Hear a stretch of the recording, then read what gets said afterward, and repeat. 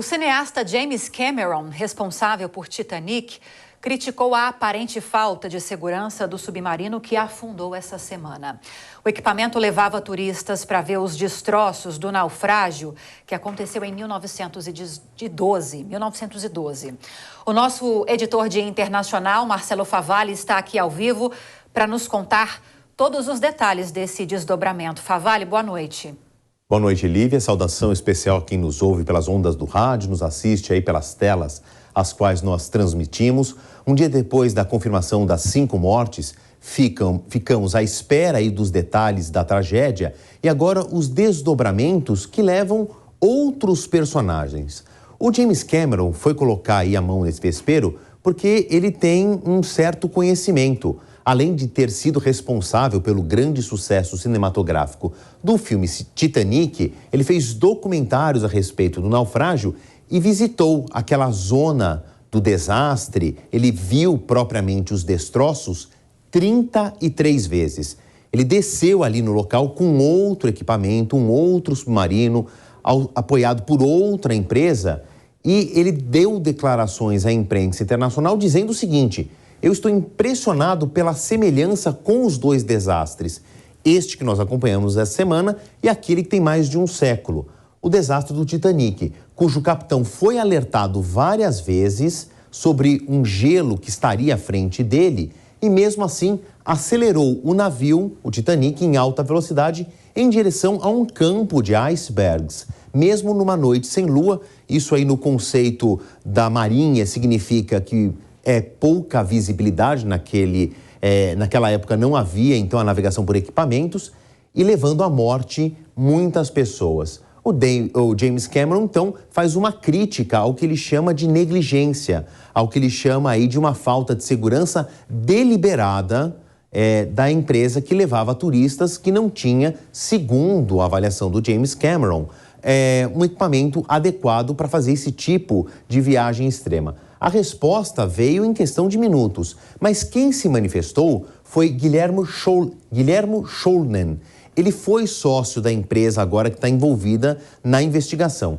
Ele saiu da empresa há 5 anos, não estava diretamente ligado a esta viagem aí que terminou em desastre, mas quis dizer dos ex-sócios da empresa o seguinte: extremamente diligente na gestão de riscos, ele está falando da empresa, é claro, e muito consciente dos perigos de operar em um ambiente oceânico profundo. Alguém que não faz mais parte da empresa, mas que estava na sua fundação, está defendendo então a companhia, dizendo que sim, havia uma análise de risco, havia cuidados.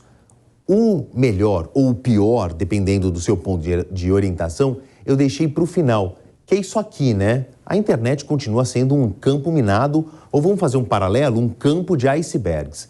Acreditem se quiserem. Está rolando principalmente no TikTok, em outras mídias sociais também, mas o TikTok que se tornou aí o aplicativo mais baixado do mundo, a rede social mais popular entre os jovens, uma teoria da conspiração, que diz que o Titanic nunca afundou. E que o seguinte, que selecionei algumas frases, tá? Que estão rolando a partir dessa semana aí, principalmente no TikTok. Todos conhecem a história desse navio imparável, Titanic, que afundou após colidir com um iceberg. Mas pode ser que este não seja o caso.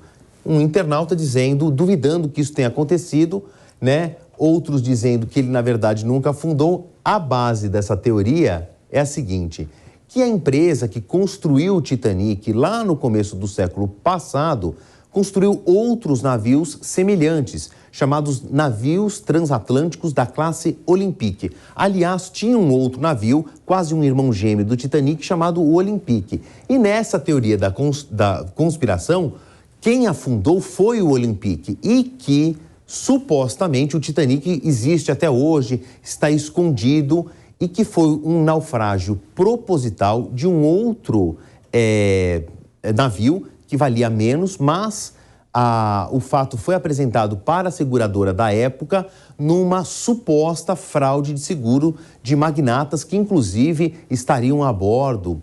Não faz o menor sentido. O próprio James Cameron confirma que os destroços ali são do Titanic. Isso está amplamente documentado, não só nas páginas da história, mas sim também nos registros náuticos. O acidente se tornou um ponto de estudo sobre segurança no mar, com navios com muitos passageiros. Mas está aqui, eu deixei essa parte divertida ou preocupante, quando a gente fala de fake news, para o final, para acreditem se quiser, isso está rolando na internet. Agora, voltando a falar do submarino, Favalli, eu tenho visto várias reportagens dizendo sobre as pessoas que morreram, as 5 pessoas que morreram, elas podem ter tido quase que uma morte instantânea por causa da implosão catastrófica, como classificou a Guarda Costeira dos Estados Unidos. Você tem informações sobre isso? A maior possibilidade é de que isso realmente tenha acontecido? Ou seja, ninguém sofreu?